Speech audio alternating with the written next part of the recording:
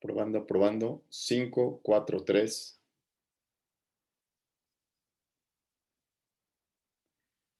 Buenos días. Muchas gracias a la Academia Nacional de Medicina por la presentación de este simposio sobre la infección por COVID-19. Pero muchas gracias también por la preocupación que ha mostrado la Academia desde el inicio de esta pandemia.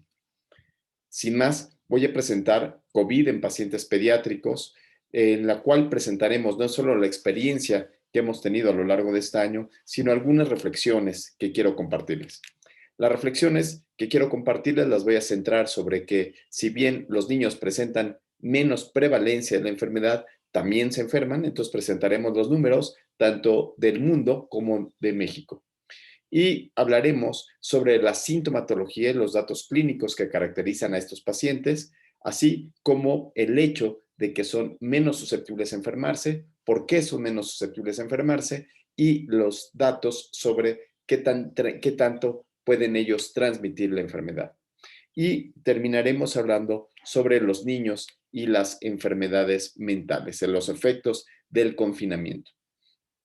Entonces, sin más por el momento, mi nombre es Rodolfo Rivas y tengo el gusto de presentarles los datos epidemiológicos. Tengo el gusto de presentarles porque estos datos fueron publicados por el doctor Wang recientemente, en enero de este año, en donde se hablaba que la población pediátrica que había sido registrada o que habían publicado sus datos se elevaba a una cifra de 11,671 pacientes con COVID-19, de los cuales la mayoría tenían una presentación típica similar a la que tenían los adultos. La presentación típica es una presentación con fiebre, la presencia de enfermedades respiratorias y sin duda una parte muy interesante que no sabíamos al inicio de la pandemia era la presencia de estos datos gastrointestinales, no solamente con dolor abdominal, sino con la presencia de diarrea. Sin embargo, el 21,1 de estos pacientes pueden cursar asintomáticos, lo cual nos hace pensar que los niños son afectados de menor manera. Sin embargo, otra de las alteraciones que se han presentado alrededor del mundo son las alteraciones a nivel del sistema nervioso central. Entonces, se han encontrado incluso imágenes características en tomografías o en resonancia magnética nuclear, lo mismo que se puede presentar con alteraciones cardíacas, aunque en menor proporción.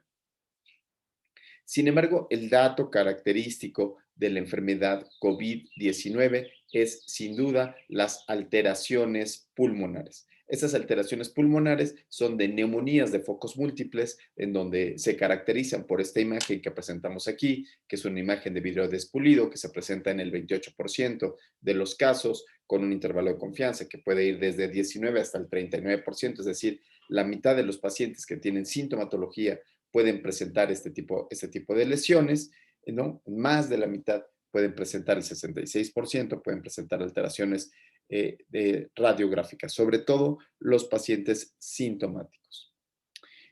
Otra de las cuestiones que encontramos es que estos niños tienen un síndrome multiinflamatorio sistémico, en inglés, por las mismas siglas, le llaman MIS-C por Children, en donde se presentan lesiones eritematosas, lesiones dérmicas eritematosas, en incremento en adenopatías, la presencia de dolor abdominal y sin duda acompañarse de síntomas respiratorios. Nuevamente vemos esta placa característica de los niños en donde tienen estas neumonías virales difusas, pero también presentan alternaciones a nivel del hilio terminal.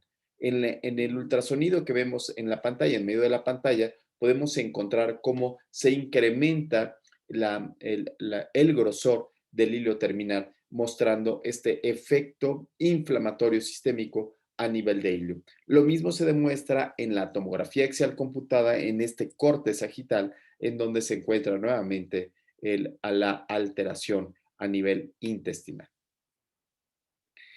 Y en México, nosotros, mi equipo, pudimos analizar los datos de la Secretaría de Salud, en donde buscábamos cuáles eran los factores asociados a muerte en niños con COVID-19. La primera sorpresa que nos dimos es que la presentación de casos era grande, 1,443 casos hasta el momento en donde hicimos el corte, y la mortalidad que se presentó en México era de 1,9. Comparada con el metaanálisis de Wong del mundo, nos encontrábamos que teníamos un incremento de mortalidad. Este incremento de mortalidad nos lo analizamos utilizando la razón de momios, y la razón de momios nos mostró que tenemos un 1,5 de incremento de mortalidad, es decir, un 50% de reducción relativa de riesgo, de riesgo relativo mayor, 50% más de mortalidad relativa aquí en México. Sin embargo, el intervalo de confianza es poco confiable, ya que va de 1,01, no es tan preciso, a 2,24. La reducción absoluta de riesgo es muy pequeña, es de 1,6, es decir, que si bien tenemos una mayor mortalidad de niños, esta no parece ser estadísticamente robusta para poder mencionar que hay una mayor mortalidad en nuestro país relacionado a otros países. Sin embargo, tenemos que abrir la mente y pensar cuál es el escenario que estamos viviendo. El primer escenario que vivimos es que tenemos un grupo de pacientes que son pacientes sospechosos por neumonía y otros que son confirmados, en donde ya se tiene el dato del virus SARS-CoV-2. Entonces, en este escenario, lo que encontramos es que aún durante la pandemia existían pacientes que tenían neumonía por otros gérmenes. Sin embargo, vean ustedes cómo no hay diferencias entre los factores de riesgo entre los pacientes que tenían sospecha por COVID-19 o neumonías por COVID-19 o sintomatología de COVID-19 a los confirmados. Es decir, esta enfermedad es una enfermedad que aún tiene pocas diferencias clínicas para poder ser detectadas. Sin embargo, una vez que ya son detectados, solamente los casos con COVID-19, y si analizáramos el riesgo relativo para predecir la mortalidad en estos pacientes, encontramos que existen algunos factores de riesgo. Los factores de riesgo que más nos llaman la atención o que más nos llamaron la atención en esta publicación para muerte era la edad de los pacientes.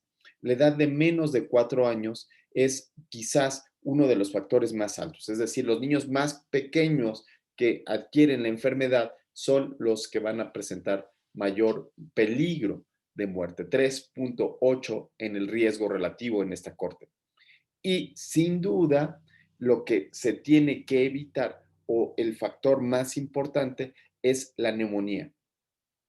Otros factores que no logramos analizar fue la presencia de diabetes o la presencia de asma, porque no se presentaron casos muertos, lo cual es bastante bueno.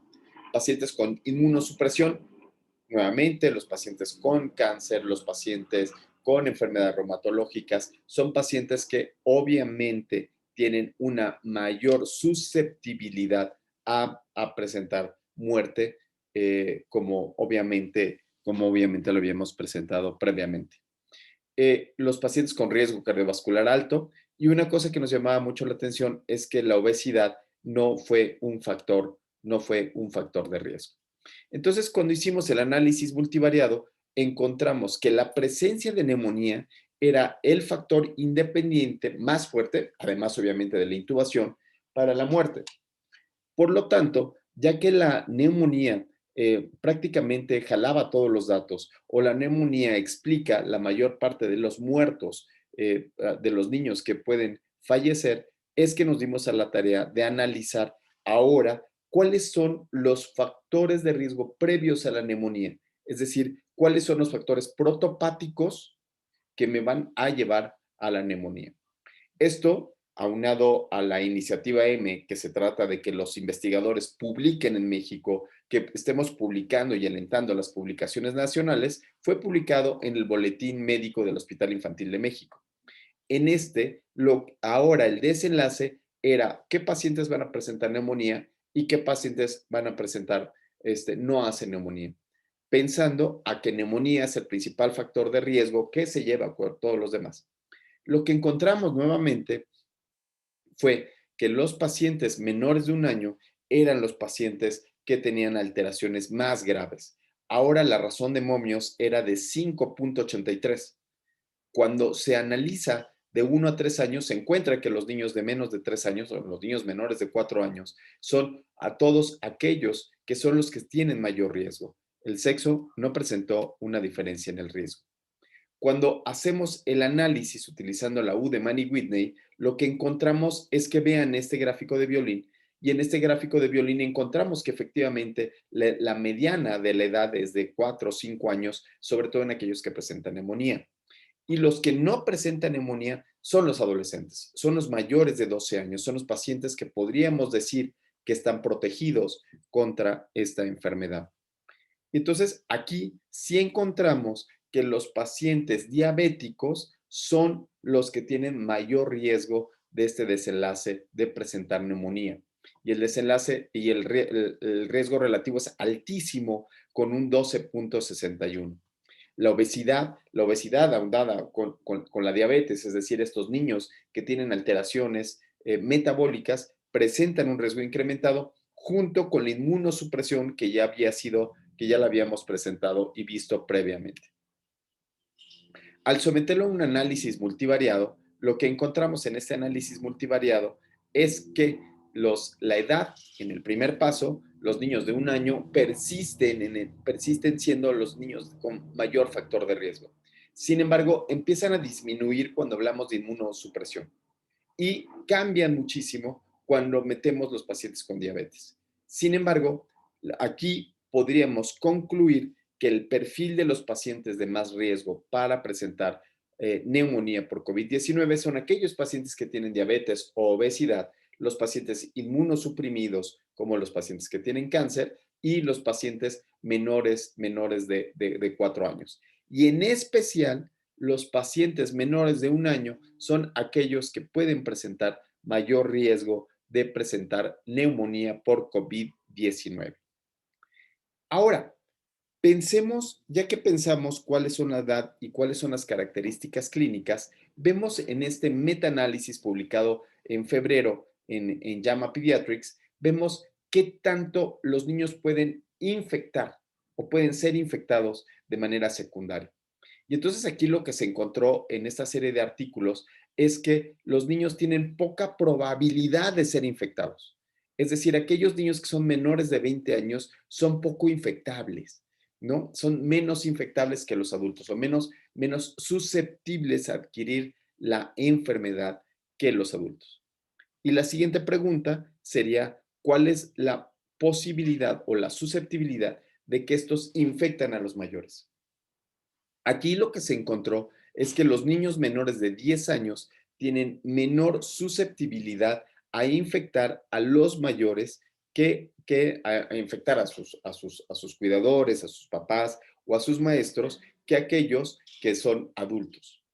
Sin embargo, los adolescentes no hubieron diferencias estadísticamente significativas en lo que presentan los niños a lo que presentan los adultos. Es decir, los niños no son infectantes, no son una fuente de infección como tal.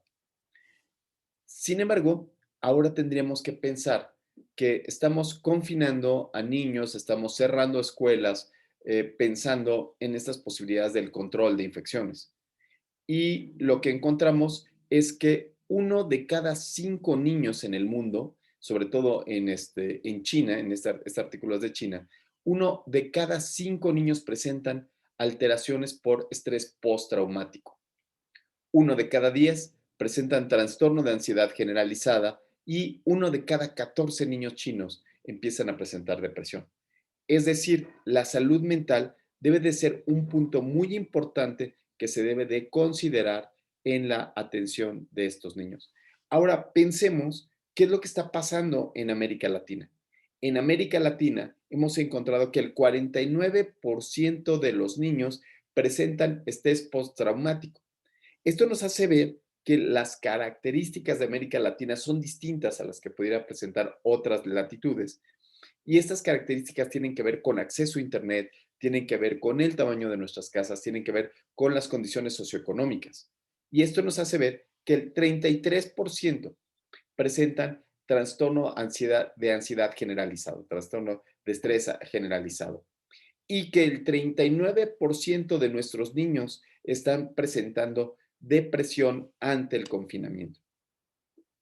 Entonces aquí han existido una serie de publicaciones, en específico este que fue publicado el 24 de febrero, en donde se hablaba del retorno a las escuelas. En el retorno de las escuelas podemos mencionar en esta plática pros y contras.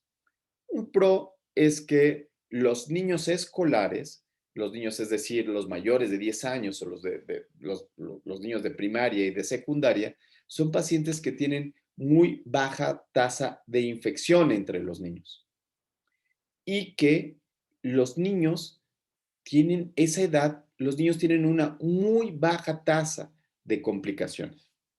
Es decir, sería muy seguro que los niños pudieran regresar a las escuelas.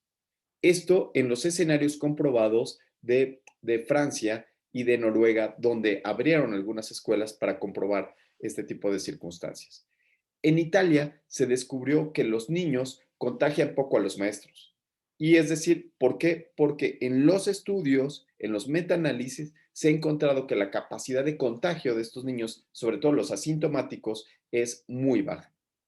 Sin embargo, algo que vimos en los dos estudios previos, tanto de chinos como de brasileños, se encontró que este retraso en la educación o retraso en la socialización de los niños puede tener consecuencias a nivel de salud mental. Sin embargo, todo tiene sus pros y sus contras. Y los contras es que no tenemos claro si esto puede provocar, si el regreso a las escuelas puede provocar brotes en las escuelas. Es decir, existen algunos datos, como por ejemplo los datos de Israel, en donde al abrir las escuelas surgieron algunos brotes y que no podríamos saber si las condiciones de todas las escuelas pudieran garantizar que no existan brotes en las escuelas. Y si bien el riesgo de infección de los adultos a los niños es bajo, lo que podríamos decir es que sí hay riesgo, sobre todo con los cuidadores, sobre todo cuando tenemos niños que están en contacto con adultos mayores. Y que además de esto, lo que nos puede crear es que el retorno a las escuelas nos pueda crear una falsa sensación de que ya pasó la pandemia, de que ya pasó lo peor y que podemos regresar a una normalidad, lo cual no es cierto. Entonces, con estos pros y contras es que se han abierto una serie de debates relacionados con el conocimiento que tenemos hoy en día del COVID-19 en niños.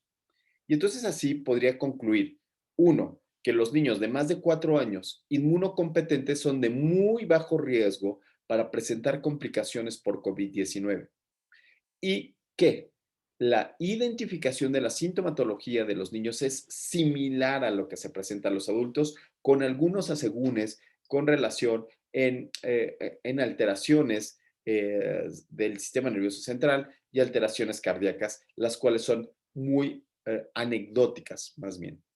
Los niños tienen una menor tasa de infección que los adultos. Es decir, los niños se infectan mucho menos que los adultos. Y los niños tienen una menor capacidad infectante que los adultos. Entonces, esto nos pone a que los niños pueden tener unas condiciones distintas a las cuales estábamos llamando a los adultos. Y no olvidar que la salud mental de los niños es importante. No olvidar que las cifras de depresión y trastorno de ansiedad generalizado se está incrementando. Bueno, yo aquí pongo la evidencia que hemos encontrado, que hemos podido acumular en los recientes años. Sin duda, esto se va a presentar a múltiples em, comunicaciones, que esa es la ciencia. La ciencia quiere decir debatir alrededor de estas ideas, pero me basta con mencionarles que existe un montón de literatura que puede apoyar la toma de decisiones en el futuro. Y sin más, quiero despedirme y agradecer a mi academia, la Academia Nacional de Medicina, y a la Academia Mexicana de Pediatría por la oportunidad de difundir esta información para la mejor toma de decisión. Muchas gracias y quedo a sus órdenes para cualquier pregunta.